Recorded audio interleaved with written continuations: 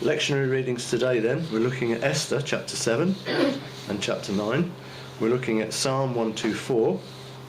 We're looking at James chapter 5, 13 to 20, and also Mark's Gospel and chapter 9 verse 38 to 50. So basically, I don't know what you know about Esther, but if I can just bring you into the picture, so to speak. If you think in terms of Esther being someone who was taken off into captivity by the Babylonians, by King Nebuchadnezzar, and so there were a lot of people taken off into captivity. She was only a young girl at the time, and she was taken under her wing by Mordecai.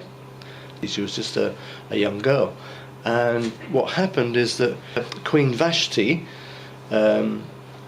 had upset King Ahasuerus because he had summoned her to court, and she'd basically said she wasn't going to bother, and so she didn't go. And obviously his advisors said, this isn't right, this isn't going to work. You know, all the women in the kingdom, all the Jewish women and all the women in your kingdom are going to rebel against their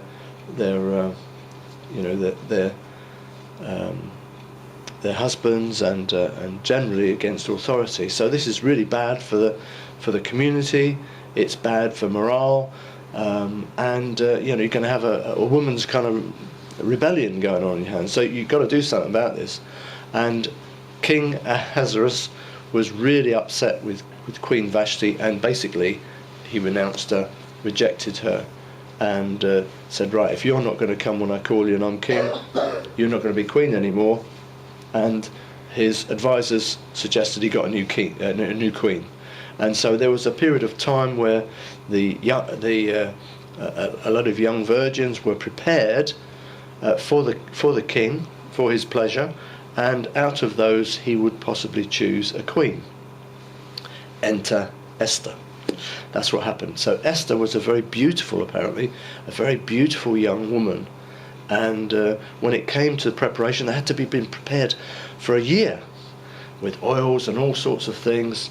And because she found favour with the eunuch who was in charge of the young ladies, or a particular batch of them anyway, she found favour with him, and he gave her extra preparations from time to time, and probably, got a line in baths of baked beans and all sorts of things that they do when they kind of get people prepared for weddings and being married and those kind of things. I don't know what you put all sorts of things on your skin.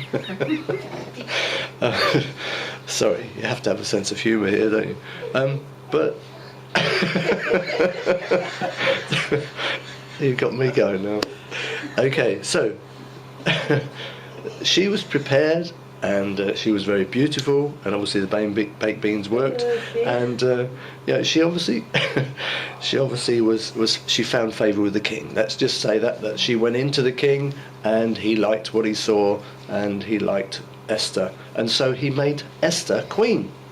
And suddenly Esther finds herself in a position where she can influence the king, although she has to be very careful. He's king, and look what happened to Vashti. So she had to be a bit careful, because Queen Vashti was kind of vanquished, really, and put to one side. So, and we believe that this is God. This is how God intervenes, and that God brings things about that we can never even conceive of happening. And here was a young girl who was nobody. Suddenly she's queen,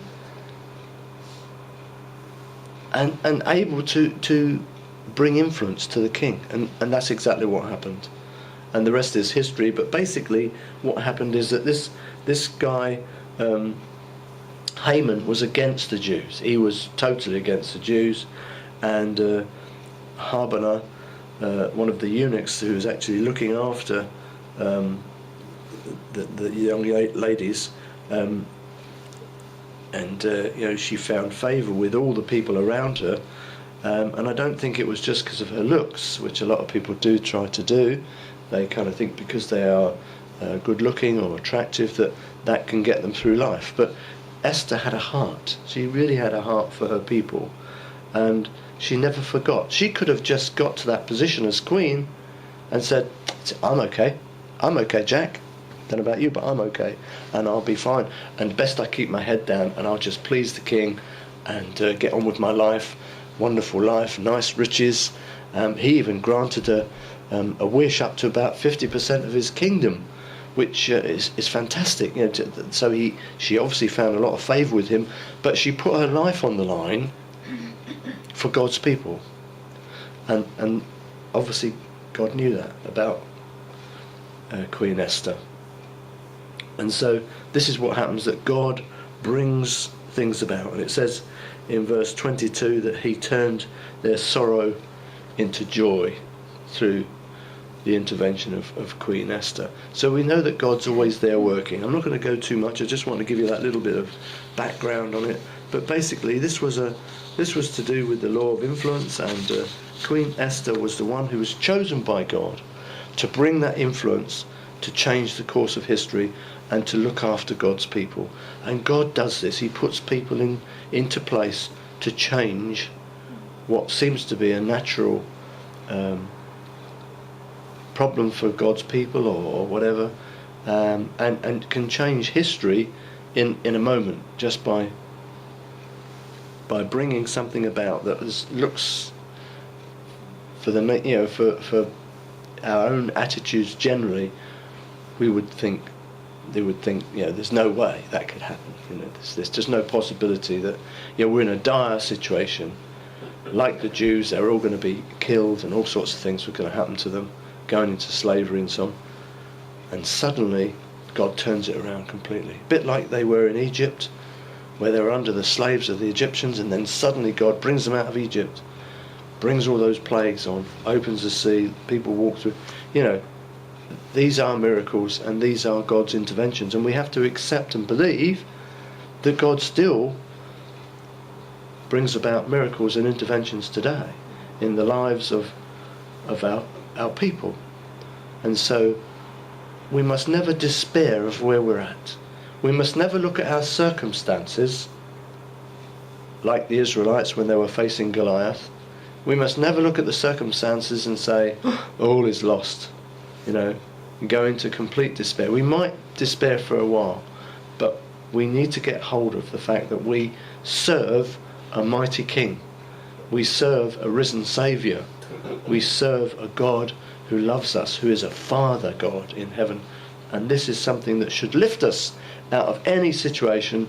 And, like David said, basically, he's fighting in the name of the Lord. He's actually coming against Goliath, because he serves a greater God, a greater King than those out there. So, never despair of your circumstances. Speak to your mountains. That's the point. That's what Jesus told us to do. He didn't say go and pray about it for 3 days. He said speak to your mountain. In other words, exercise your faith. Believe that God is looking after you. Speak to your mountains. Like David spoke to Goliath and said, you're going to be on the floor with your head off next. And Goliath's like, you? Me? No way. What happened? A few minutes later, he's on the floor with his head off. Because God intervened. God gave him the victory, as he did with many others in lots of different situations. So just don't despair of your circumstances. Always look beyond it with the eyes of faith. Never ever look in the flesh only as a Christian. Never. Always exercise your faith.